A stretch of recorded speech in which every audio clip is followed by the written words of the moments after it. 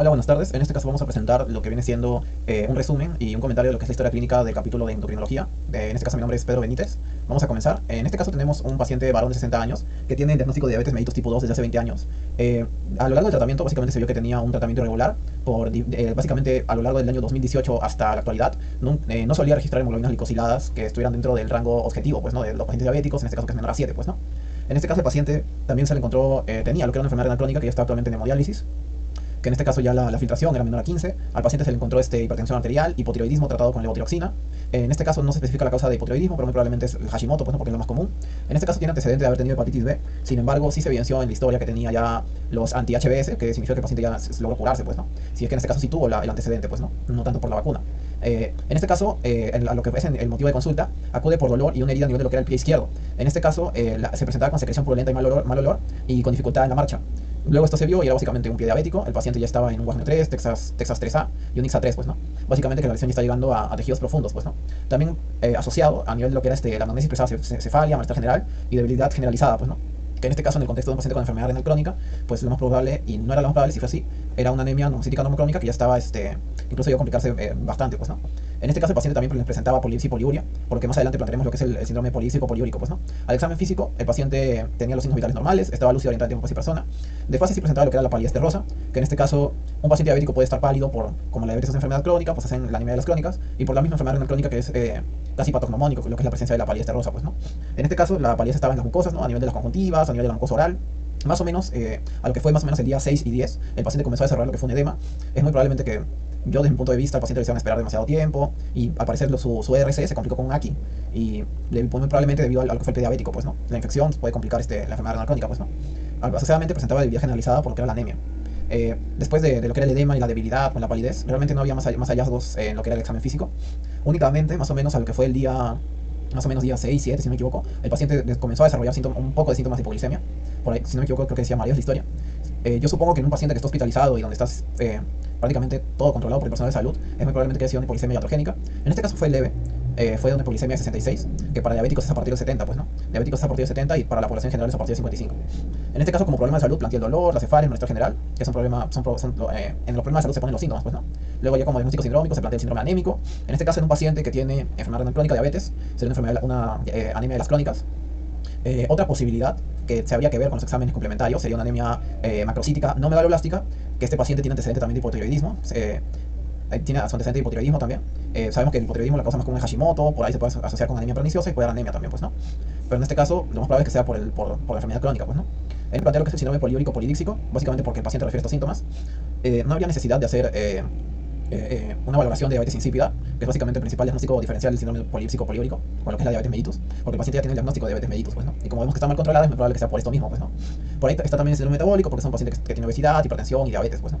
Dentro de lo que son los diagnósticos presuntivos, aquí ya se plantea lo que tenemos el ERC en hemodiálisis, tenemos la hipertensión que fue diagnosticada durante la hospitalización.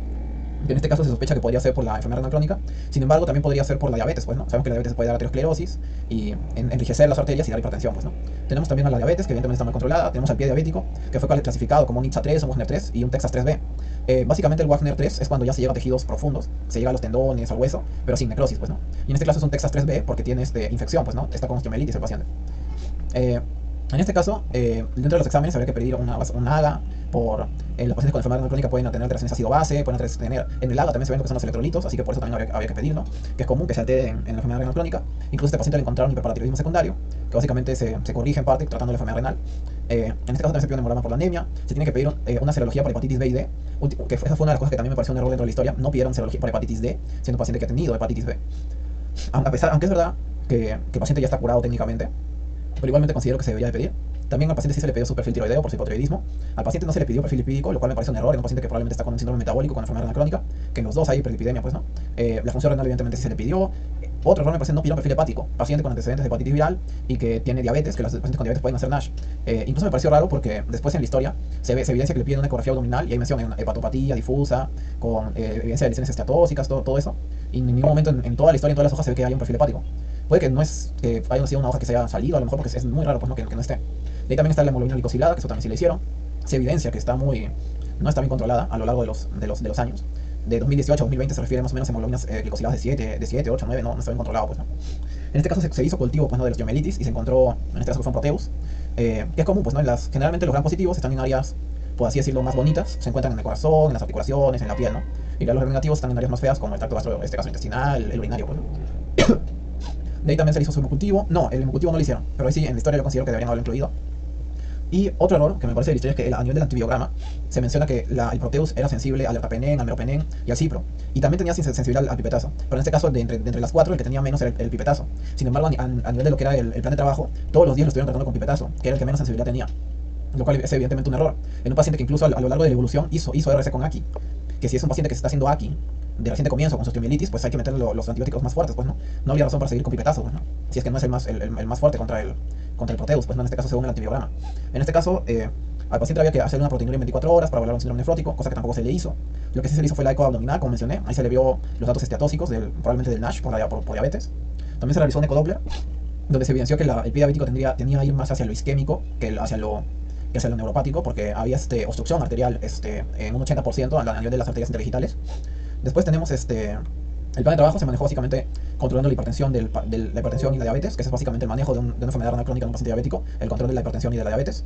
En este caso se le dio metildopa, nifedipino, también se le dio ya manejo sintomático, ahí con dimedrinato, tramadol, omeprazol y entre otros fármacos. Se le dio levotiroxina por hipotiroidismo y el paciente más o menos así se le manejó, con ese error de seguir con pipetazo, que a mí me parece que es un error. Eso es más o menos lo que es el resumen de la historia. Como dentro de la evolución, básicamente, esto recién lo mencioné, del día 6 al 10 el paciente desarrolló edema, en el día 6, 7 hizo episodios de polisemia probablemente por mal manejo, por esos mismos días desarrolló un NACI, que la creatinina, si no me equivoco, al comienzo estaba como por 3, por 4, y luego al día 7 se le subió hasta 9, que es muy probable que haya hecho un NACI, pues, ¿no? Por ese aumento de la creatinina en ese poco periodo de tiempo, pues, ¿no? Los diferenciales aquí habrá que plantear lo que es una proteinuria. La proteinuria en este caso puede ser tanto por enfermedad renal crónica como por síndrome nefrótico. No necesariamente todos los pacientes con enfermedad renal crónica tienen síndrome nefrótico, pues, ¿no? Pero todos los pacientes con enfermedad renal crónica y con síndrome nefrótico hacen proteinuria. La diferencia es el rango de 3.5, pues, ¿no? Así que había que hacer el examen de proteinuria en 24 horas para ver si es nefrótico o si es simplemente una proteinuria que puede causar ahí con enfermedad renal crónica, pues, ¿no? Habría que ver si la osteomielitis es por otra causa, porque puede ser simplemente por un trauma que tuvo el paciente, no asociado al pie diabético, porque al final el pie diabético son traumas continuos que hasta que el pie ya no, hasta que haya suficiente alteración tisular para que se produzca el pie diabético, pues, ¿no? En cambio, si fue un único traumatismo que permitió el ingreso de un microorganismo y eso provocó la osteomielitis, había que más o menos ver a nivel anamnésico, por así decirlo, a cuál podría ir más, ¿no? Y un último diagnóstico es la insuficiencia cardíaca, que más yo lo planteo como un descarte. A nivel de la ecografía, a nivel de lo que de manera incidental se detectó derrame pleural. En un paciente que tiene hipertensión, que tiene diabetes y que está haciendo un derrame pleural que no se está manifestando porque es un derrame pleural leve, la ecografía permite diagnosticar derrames pleurales muy leves, pues, ¿no? En este caso yo lo plantearía como más probable una insuficiencia cardíaca, a pesar de que también podría ser por el centro, por la proteinuria. Yo personalmente me parecería más una insuficiencia cardíaca. Incluso a nivel de lo que era el síndrome nefrótico, pues cursa con hipoalbuminemia. Realmente está haciendo una hipoalbuminemia muy leve, creo que en 0,1, alejándose de lo normal. Por ende yo no creo que sea por una alteración de la presión oncótica. Yo creo que pues, se podría valorar lo que es un ProBNP, a pesar de que no se cumplan los criterios de Framingham, que técnicamente el diagnóstico de insuficiencia cardíaca es por clínica, pues, ¿no? Igual yo consideraría, si es que se pudiera medir un ProBNP, porque no todos los pacientes con insuficiencia cardíaca me van a cumplir los criterios de Framingham, pues, ¿no? A pesar de que su sensibilidad y especificidad de los criterios de Framingham es altísima, pues, ¿no? Y como comentario final, básicamente me parece un paciente diabético mal controlado, que lo llevó al mal control de su enfermedad renal crónica y hacer anemias en niveles muy graves. Básicamente porque el tratamiento de la anemia en un paciente crónico es corregir esa patología crónica y así se debería corregir la anemia y todos felices, pues, ¿no? Pero básicamente esto se dio mal, la diabetes no se controló, por ende no se controló el DRC y por ende no se llegó a tener una anemia hasta de 5.7, pues, ¿no? Que es una anemia ya severa, pues, ¿no? En este caso, pues eso sería todo. Los errores planeaba decirlos al final, pero más o menos ya los fui mencionando. Y pues bueno, eso fue todo. Muchas gracias. Hasta luego.